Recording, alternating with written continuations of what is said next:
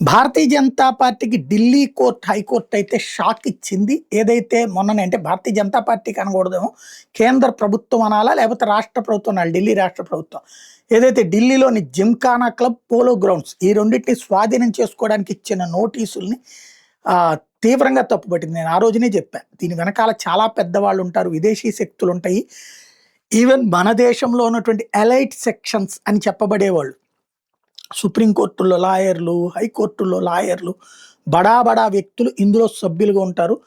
పేదవాడి ఇంటికో మధ్యతరగతి ఇంటికో పోతే పట్టించుకోరు, కానీ ఇలాంటి వాటిని కాపాడడానికి ముందుకు వస్తారని నేను మొట్టమొదటి రోజునే చెప్పా. ఈ నోటీసులు ఇచ్చారు అన్న రోజునే ఇప్పుడు అదే జరిగింది.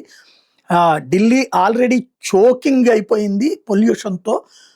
ఇప్పుడు మళ్ళీ మీరు తీసుకొచ్చి ఇక్కడ కాస్త పచ్చదనం ఉంటుంది, దాన్ని కూడా పాడు చేస్తారు. అక్కడ ఉన్న చెట్ల గురించి అవసరమైతే 10 చెట్లు ఎక్కువ పెట్టమని చెప్పి, అంతేగాని జిమ్ఖానాలోనూ పోలో క్లబ్బుల్లోని, పోలో గ్రౌండ్స్లోనే చెట్లు ఉంటాయా?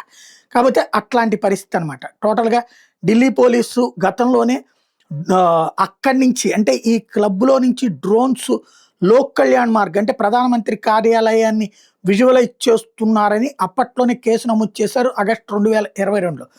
అంటే సెక్యూరిటీ థ్రెట్ అంత ఉంది. అయినా సరే ఆ క్లబ్కి సంబంధించి బౌండరీ వ్యవహారాలు ప్రైమ్ మినిస్టర్స్ ఆఫీస్కి దగ్గరలో ఉందన్నటువంటి కాన్సెప్ట్ని పక్కన పెట్టి దాన్ని జోలికి పోవద్దని వార్నింగ్ ఇచ్చింది న్యాయస్థానం.